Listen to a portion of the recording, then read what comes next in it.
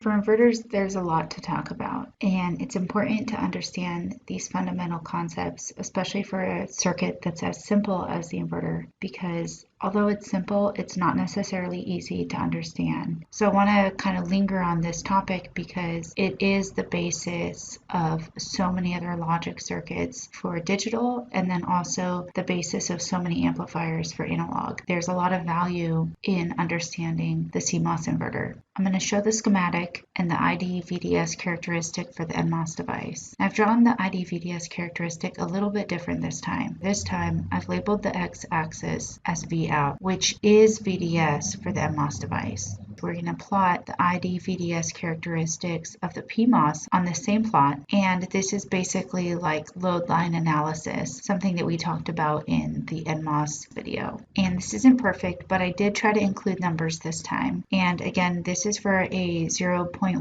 micron process or 180 nanometers. So VDD for this process is 1.8 volts, and then again the threshold voltage of the NMOS and the absolute value of the threshold voltage for the PMOS is 0.4 volts.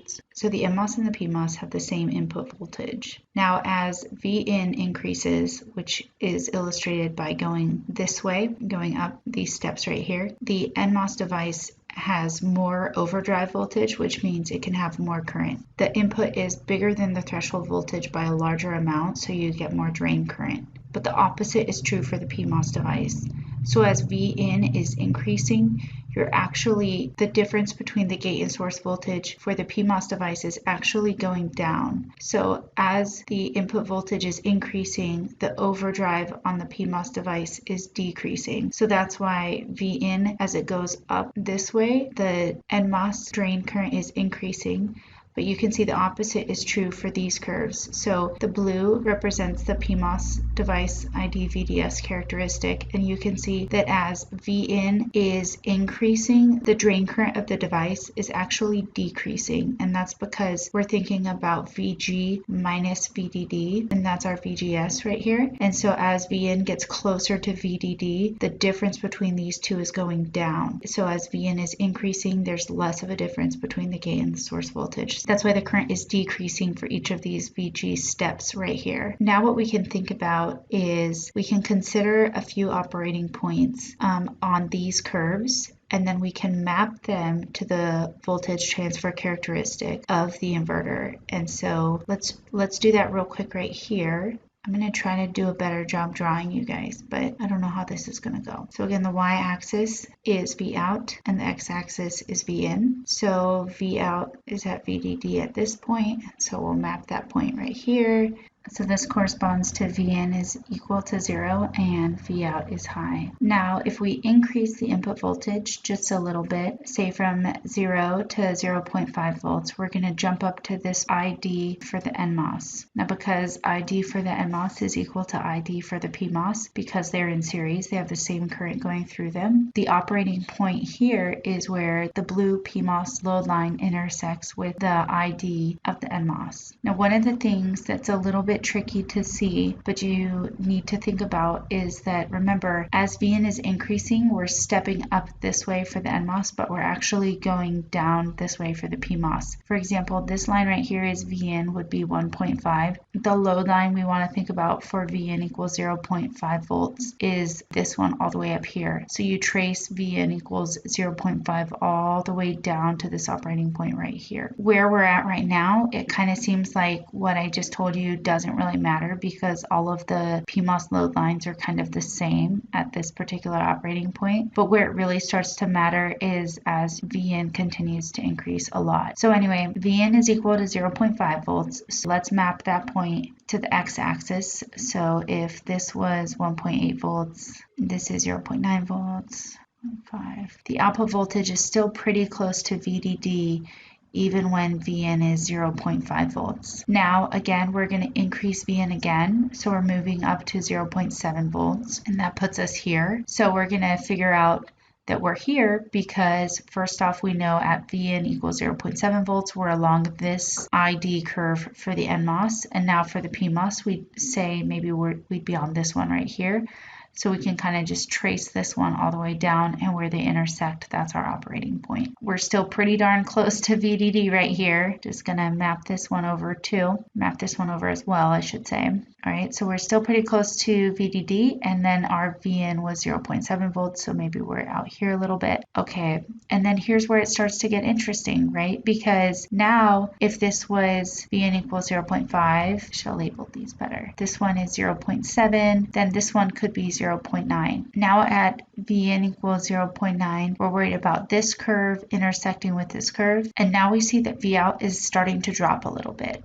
So we can map this down here. Looks like Vout is maybe dropping by, quarter of the supply voltage, and we'll move that all the way over here to 0.9. So sort of trending in the right direction. That's always good.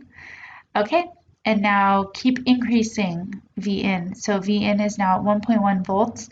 So we're along this NMOS curve right here, and we're looking for the intersection with this PMOS curve right here, Vn. So we're going to follow this one all the way down to right here. Whoa, big jump, okay? This is super cool, right? Because we only changed the input voltage a little bit. We just saw a huge jump in the output voltage. So now where I said, oh, maybe we're at, 3/4 of VDD here. Well, now we're down at, maybe 1/4 of VDD. So this is a huge change in the output voltage for not a lot of change in the input voltage. And that's an important thing to think about. We'll come back to that in a minute. So now if Vn is up at 1.3 volts, we're going to trace this all the way down to where the PMOS curve has an input of 1.3 volts, and we're down here. So we're just going to continue to map this, and that gives us this point right here until we're at 0 volts for the output voltage. And what that means is that the NMOS has pulled this node all the way down. The gate to source voltage of the NMOS device is as big as it can possibly be. So we were on this curve way up here. And if you follow that one all the way down to the input voltage for the PMOS device being high, you would get that it's all the way down here. And we're going to have our last operating point right here. So now we can kind of just connect these dots, and we should see what maybe looks like a voltage transfer characteristic. I didn't do a great job drawing it. It should probably look more like this. You get the idea. So I mentioned that between this point right here, Vn equals 0.9 and Vn equals 1.1, we only changed the input voltage by like 0.2 volts, and the output voltage changed by half of the supply. If you were to think about Vout divided by Vn, you'd have a gain of like 4.5. Now remember, Vout over Vn is actually the gain, and that's pretty interesting. Thinking about the inverter as a gain stage is very helpful. Something else that may be a good exercise to consider is for each of these operating points on the voltage transfer characteristic, what region of operation is the NMOS device and the PMOS device operating in? And I think that should also help you develop more intuition for how the circuit is working. One of the books that does a great job talking about this, at least in my opinion, is the Allen and Holberg book. It's called CMOS Analog Circuit Design. It does a great job talking about the inverter. They also talk about the small cycle model, the frequency response, and their plots are definitely better than mine. So you should check out that book. It's a really great reference. I hope these videos have helped you understand inverters a little bit more. I'm sure I'll be talking about them again because there's so much to be learned from this seemingly simple circuit.